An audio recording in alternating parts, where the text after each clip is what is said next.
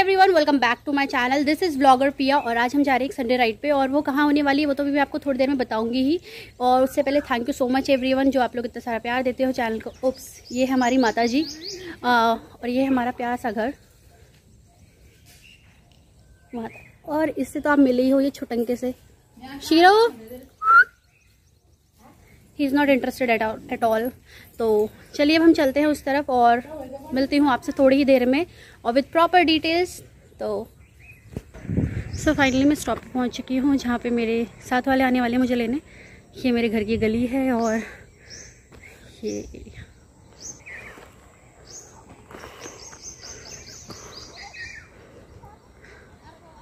Finally वो लोग आ भी गए इतनी जल्दी। भाई हमेशा मैं जल्दी आती हूँ, आज कोई और जल्दी आ गए।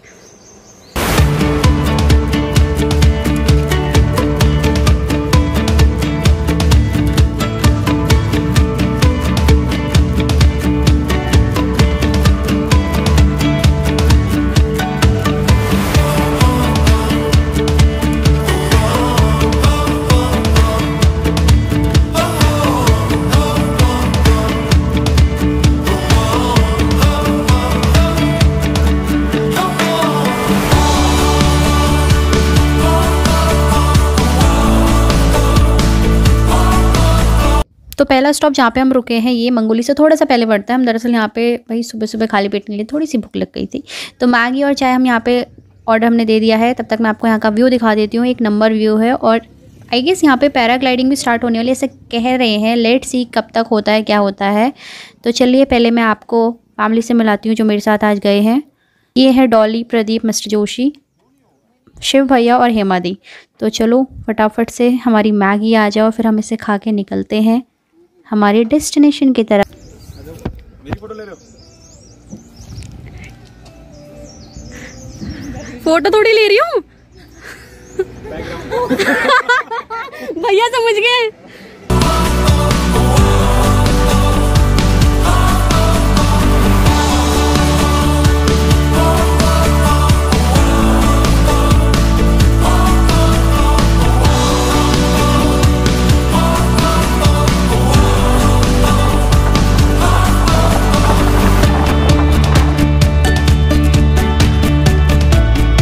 दूसरे स्टॉप जहाँ पे हमें रुकना पड़ गया, कुछ काम आ गया था, वो है नैनीताल। और हमने कहा जब टाइम है तो भाई क्यों अपना टाइम इधर उधर ख़राब करने का। तो हम गए नैनीताल मोमोज़ खाने के लिए। मोमोज़ आके काफ़ी अच्छे हैं। आपको मैं लेके जाने वाली हूँ जगह पे जिससे मेरे नैनीताल के ब्लॉग्स नहीं देखे, नीचे लिंक दिया है, वहाँ से आपको मिल सकते हैं। तो चलिए आपको लेके चलती हूँ। ये है भोटिया मार्केट की शॉप सोनम फास्ट फूड। यहाँ से हमने ऑर्डर किए। मैंने सुना नॉनवेज अच्छा है बट मैंने तो नॉनवेज चखा नहीं है क्योंकि अपन तो वेज है। तो हमने वेज मोमोज़ ले लिए हैं। भोटिया मार्केट की गली मंदिर से पहली गली पड़ जाती है राइट को। तो ये रहे मोमोज़। लेकिन भाई पचका हो गया हमारे साथ। दरअसल बात ये थी कि हम कैश ले जाना भूल गए और यहाँ पे ऑनलाइन ट्रांजैक्शन शॉप में था ही नहीं। 3-4 शॉप के बाद एक बड़ी मुश्किल से एक बंदे ने, पवन करके एक शॉप है इधर ही, मतलब रिचार्ज पता नहीं किस चीज़ की शॉप थी, ध्यान में नहीं है, उस बंदे ने हमारी हेल्प की। तो thank you Pavan if you are watching this video. तो चलिए फटाफट से हम चलते हैं और ये जो हाथ में टहल रहे हैं ना इनको निपटा लेते। तब तक आपको थोड़ा सा आगे मार्केट भी दिखा लेती हूँ।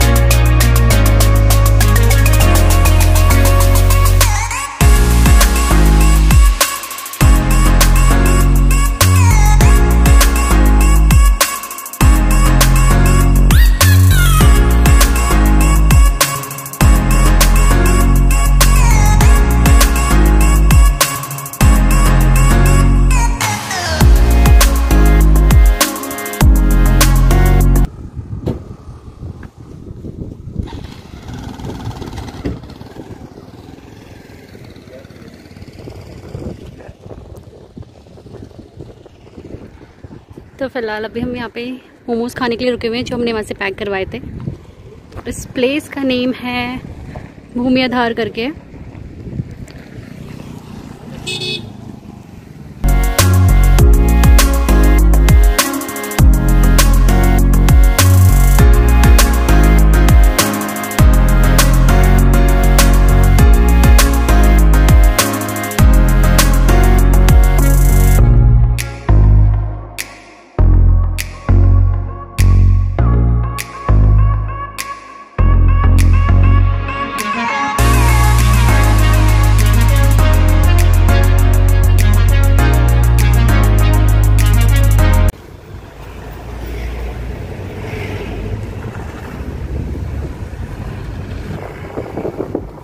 पूरा कैंची धाम।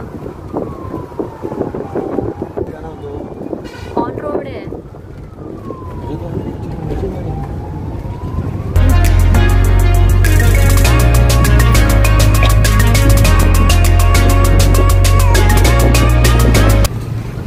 किसी का अल्मोड़ा घूमने का मन कर रहा है तो 46 किलोमीटर है।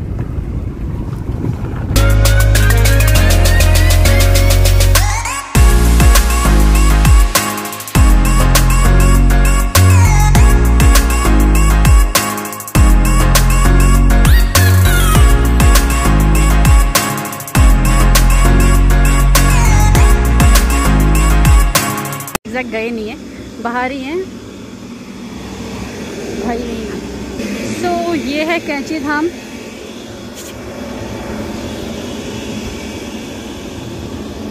एंड आज संडे है तो भाई बहुत रश हो रहा। भाई ऐश देखो, ऐश कुत्ते के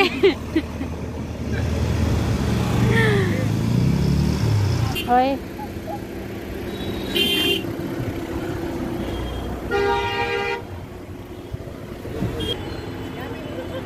कब तक आंटी खड़ी रहेंगी?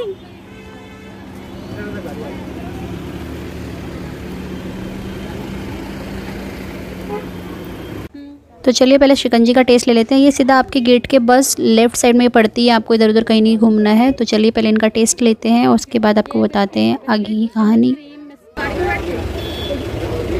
कैसा लग रहा है दी?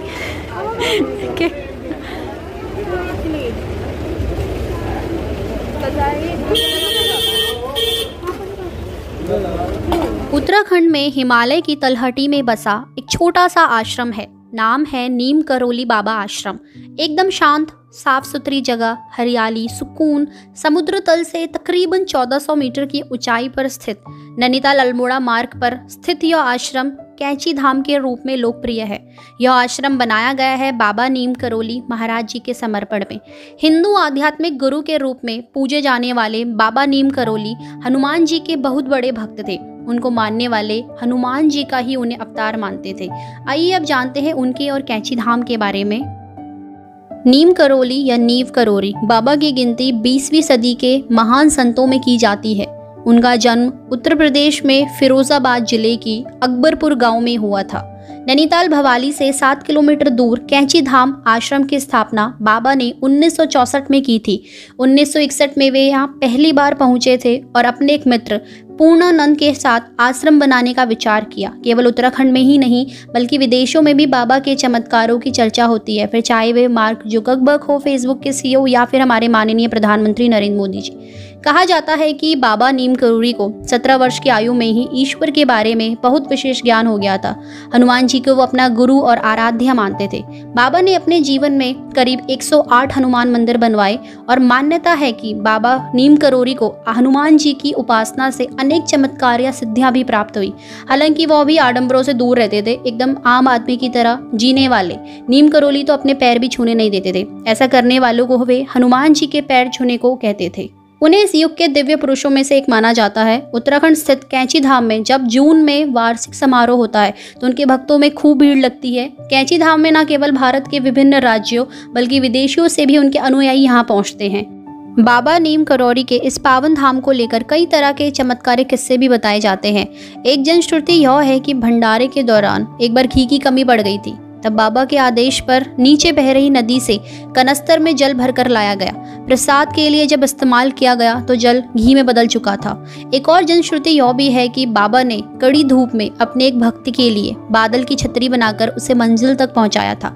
बाबा के भक्त और जाने माने लेखक रिचर्ड अल्बर्ट ने मिरेकल ऑफ लव नाम से बाबा पर लिखी पुस्तक में उनके चमत्कारों का वर्णन किया है। बाबा का वास्तविक नाम लक्ष्मी नारायण शर्मा था तथा उनके पिता का नाम दुर्गा प्रसाद शर्मा था। 11 वर्ष की उम्र में ही बाबा का विवाह हो गया था। 1958 में बाबा ने अपने घर को त्याग दिया और पूरे उत्तर भारत में साधुओं की भांति विचरण करने लगे थे। उस दौरान लक्ष्मण दास, हांडी वाले बाबा और तिकोनिया वाले बाबा सहित वे कई नामों से जाने जाते थे।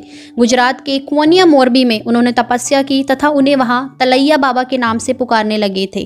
कहा जाता है कि एक बार बाबा फर्स्ट क्लास कंपार्टमेंट में सफर कर रहे थे। जब टिकट चेकर आया तो बाबा के पास टिकट नहीं था। तब बाबा को अगले स्टेशन नीव करोली में ट्रेन से उतार दिया गया। बाबा थोड़ी दूर पे ही अपना चिपटा धरती में गाड़ कर बैठ गए। ऑफिसर्स ने ट्रेन को चलने का ऑर्डर दिया और गार्ड ने ट्रेन को हरी झंडी दिखाई, परंतु ट्रेन 1 इंच भी अपनी जगह से नहीं हिली। बहुत प्रयास करने के बाद भी जब ट्रेन नहीं चली तो लोकल मजिस्ट्रेट जो बाबा को जानते थे, उसने ऑफिशियल्स को कहा कि बाबा से माफ़ी मांगे और उन्हें सम्मानपूर्वक अंदर लाए। और उसके बाद बाकी लोगों ने भी वही किया, उनसे माफ़ी मांगी और बाबा के ट्रेन में बैठते ही ट्रेन चलने पड़ी। तभी से बाबा का नाम नीम करोली पड़ गया। नीम करोली वाले बाबा के सैकड़ों चमत्कार के अनेक किस्से हैं। उन्होंने अपने शरीर का त्याग 11 सितंबर सन 1973 को वृंदावन में किया था। आश्रम पहाड़ी इलाके में देवदार के पेड़ों के बीच स्थित है। ना मुझे सीधा आता है आगे मास्टर से हाँ जो नहीं हाँ तो जैसे जब हम उस रोड से क्या बोलते हैं राइट साइड को बोलते हैं ना ब्लूमिंग की साइड को, वो सीमेंटेड वाली रोड से जब आप एसडीएम कोर्ट की तरफ से आएंगे तो फिर हम लोग आगे चल के टी पॉइंट आया तो ब्लूमिंग को मुड़ जाती है। हाँ हाँ हाँ उससे पहले लेफ्ट हैंड में गली है, उससे जस्ट पहले वाला है जहाँ पर शेड भी बना हुआ है।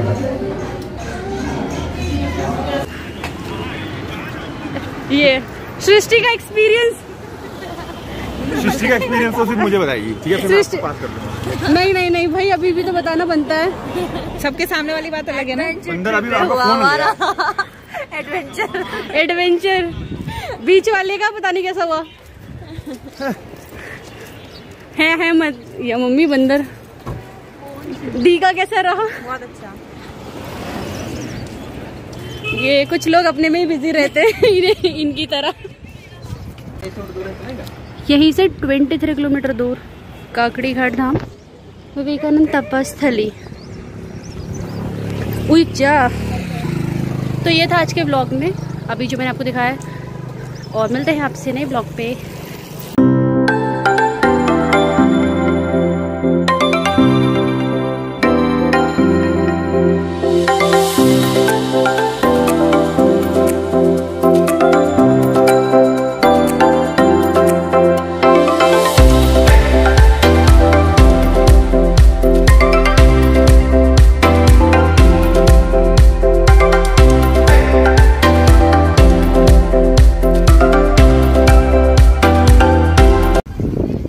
और ये जा बाप रे,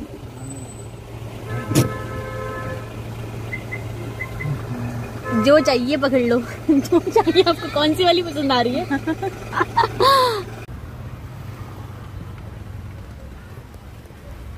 संडे को घर पे रहे।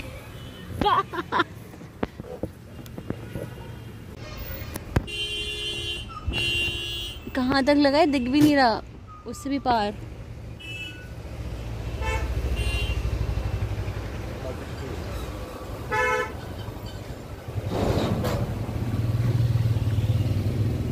और बहुत ही गंदा जाम। अब तो कतई संडे को बाहर ना जाए। लोग भी सुन रहे होंगे।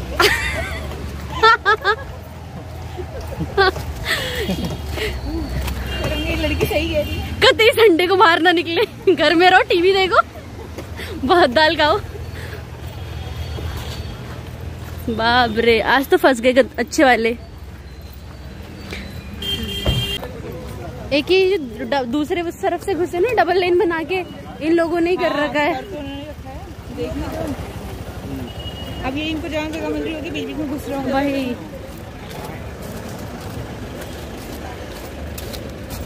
और ये बहुत गंदे जाम में हम फंसते हुए। सो फाइनली हमें हल्द्वानी पहुंचने में मतलब यार 5-6 घंटे से ज़्यादा गया आज तो, ऐसा लग रहा है।